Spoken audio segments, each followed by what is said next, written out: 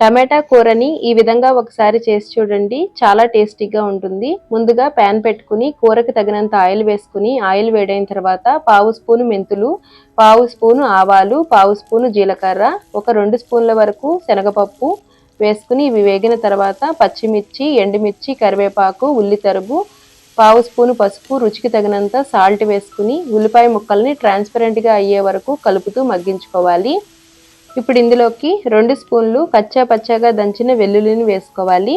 అల్లం వెల్లుల్లి పేస్ట్ కంటే వెల్లుల్లిని ఇలా దంచి వేసుకుంటేనే బాగుంటుందండి. ఇప్పుడు ఇందులోకి మీడియం సైజుగా కట్ చేసి పెట్టుకున్న టమాటా తరుగుని వేసుకోవాలి.